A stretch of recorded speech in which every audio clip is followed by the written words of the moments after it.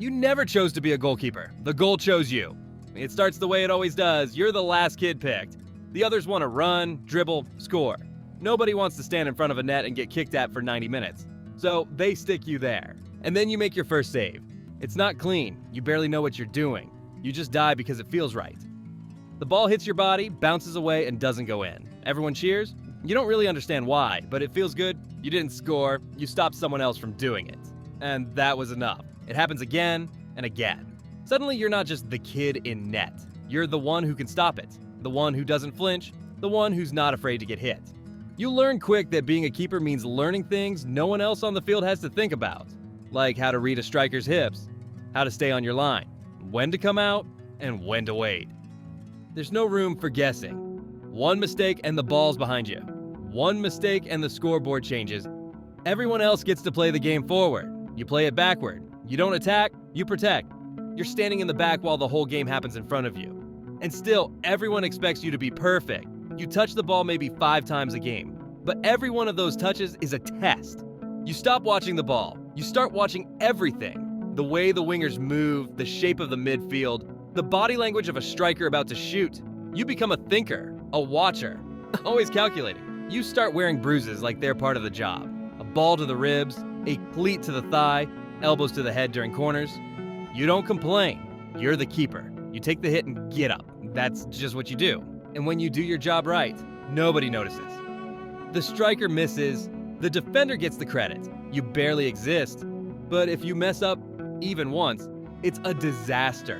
One bad touch, one late dive, one wrong step, and suddenly the whole game is your fault. You could play 89 perfect minutes and make one mistake, and that's all anyone remembers. You start training harder. You dive until your arms ache. You jump until your legs shake.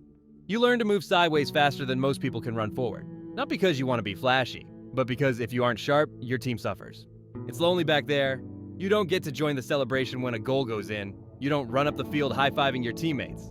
You stand and wait for the game to start again. You watch, you reset, you prepare for what's next.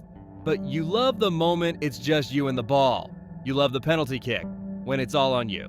You love the breakaway, when the striker thinks they've got it and you prove them wrong. You love the silence right before the save, because that silence means everything is about to depend on you. And when it does, you're ready. High school changes everything. The games mean more. The mistakes matter more. And the pressure, it's heavier than ever. You're still the goalkeeper, still the one standing alone in the back. But now the crowds are louder, the shots are harder, and everyone expects you to be perfect all the time. When the team wins, it's because the striker scored. When the team loses, it's because you let one in. You start feeling it before the whistle even blows. You know the defenders in front of you, you trust some, you worry about others, you see the holes before they open, but you can't fix them. You're behind everything. All you can do is watch and wait. The team doesn't always thank you when you make a save, but they always notice when you miss. One goal slips through and suddenly it's your name they shout. Not the defender who missed the mark, not the midfielder who lost the ball, you. It gets in your head. You try to shake it, but it follows you. You replay every goal in your mind. Could you have dove sooner? Could you have stretched farther? Was it really unstoppable, or were you just slow? You don't talk about it, you just get back to work. You train harder, you work on reaction time. You face shot after shot after shot until you're dizzy. You learn how to stay locked in even when you're freezing cold and haven't touched the ball in 15 minutes because the next shot could change the game. Your team doesn't always get it. They joke around during warm-ups. They miss their marks in practice. They don't always listen when you try to organize the back line. You're just the keeper, the weird one who wears gloves and yells a lot. But you know how quickly things fall apart if you're not sharp. There's always a younger keeper trying to take your spot. They might have better hands, better height, a louder voice. Coaches start watching them more. You feel it. You feel yourself having to prove your worth every game, even if you've already done it 100 times. And still, most games, you only get a few chances to matter. One breakaway, one corner, one penalty. But those few moments are where everything is decided. You stop a goal and no one claps. You miss and the crowd explodes. That's your life now. But even with the pressure, even with the weight, you still love it. You still want the ball to come your way. You still want to be the last one between your team and a goal. You don't just survive the pressure. You stand inside it and demand more. College is where things really speed up. The players are better, the shots are faster, the pressure is heavier, and you're still standing in the same spot facing all of it. You're not guaranteed anything. You might not even start. You might be the second or third keeper on the roster. Waiting, watching, training every day without seeing a minute on the field. You have to prove yourself all over again. Every practice is a test. Every drill is a chance. You know the coaches are watching, even if they don't say much. They want someone confident, someone consistent, someone who doesn't crack when things go wrong. And things will go wrong. You'll face shots you've never seen before. You'll have defenders who don't listen. You'll make the right decision and still give up a goal. You'll scream yourself hoarse trying to organize the back line, and they'll still leave someone wide open. And when the goal goes in, the blame comes to you. You learn how to deal with it. You stop chasing perfection, you chase presence, focus, being calm when the rest of the field is a mess. You train hard, you study film, you read every forward's movement, every penalty routine, you learn to read the game like a book, and you still only touch the ball 3 times and a half. It's lonely. The other players laugh in the locker room. You sit quietly, replaying a near miss from last week, wondering if your glove was an inch too far to the right. You don't have stats that look good on paper. No one tracks how many disasters you prevented, just how many goals you gave up. So your name doesn't come up when they talk about MVPs. But the team knows. The coach knows. The striker who thought he had the corner, he knows. The mental weight is real. You have to stay focused the entire game, even when the ball stays on the other side of the field for 30 minutes. One slip in focus, and everything falls apart. You're the safety net, and no one notices the net until it breaks. You play through pain, sore wrists, bruised ribs, turf burns. You wrap your fingers and keep going, because there's always someone younger behind you. Always someone ready to take your spot if you blink. Still, you show up. Still, you dive. Still, you get back up. Because being a goalkeeper isn't about attention. It's about being the one person who stays calm when everything else falls apart. You finally make it.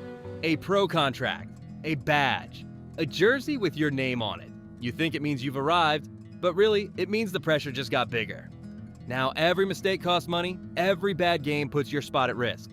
Fans are louder, critics are everywhere, and the smallest slip can follow you forever. You're still the last line, still the one standing alone. But now, every team has 3 goalkeepers. The starter, the backup, and the next kid trying to take your job. One mistake, and you slide down the list.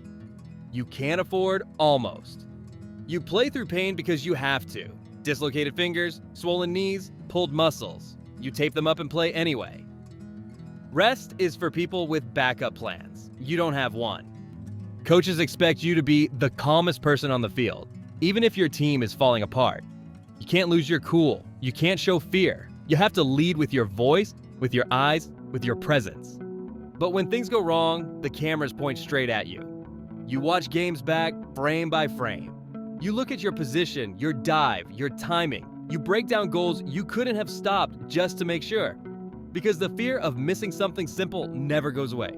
You get blamed for goals you couldn't control. Deflections, missed marks, bad bounces. None of that matters. You're the one between the posts. Your name ends up in the box score. Not the defenders, not the referees. Yours. And the wins? You don't get much credit. The striker who scored gets the headline. The midfielders get the ratings. You might get a stat that says clean sheet, and that's it. But you know the truth. You know how many one-on-ones you've stopped.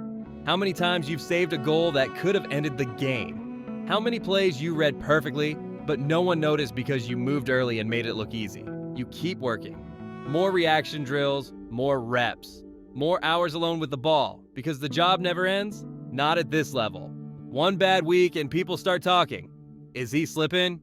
Should we start the backup? You can't have a bad week. You can't even have a bad 5 seconds. Still, you show up. Still, you block the shot. Still, you get up and reset. That's what goalkeepers do. You were never the one scoring goals. Never the one running to the corner flag to celebrate. You were the one turning around, grabbing the ball, and getting ready for the next attack. You've spent your whole life standing alone, watching, waiting, hoping the ball doesn't come, but always preparing like it will. You don't get the spotlight. You don't hear your name chanted for a perfect game. But when you mess up, it feels like the world stops to look. Still, you kept showing up. You played through pain. You stayed focused when the ball didn't come near you for half an hour. You shouted until your voice cracked. You trained harder than anyone, even though your work never made the highlight reel. You did all that because deep down, you know what matters. You remember the saves that changed games. You remember the penalty you stopped when everything was on the line. You remember the clean sheets. Not because people talked about them, but because you earned them. You remember standing in the net, the wind in your face, your heart racing, knowing everything could fall apart in a second. And you were okay with that. Being a goalkeeper is about handling pressure that no one else wants. It's about being the last one your team depends on and the first one people blame. And somehow you learn to love it. You love the sound of the ball hitting your gloves, the silence before the shot, the moment you rise, fully stretched, and tip the ball away from danger. You love proving people wrong again and again in the moments no one else wants to face. You don't need the spotlight, you just need the net. That's why it sucks to be a goalkeeper. And that's exactly why you never stop showing up.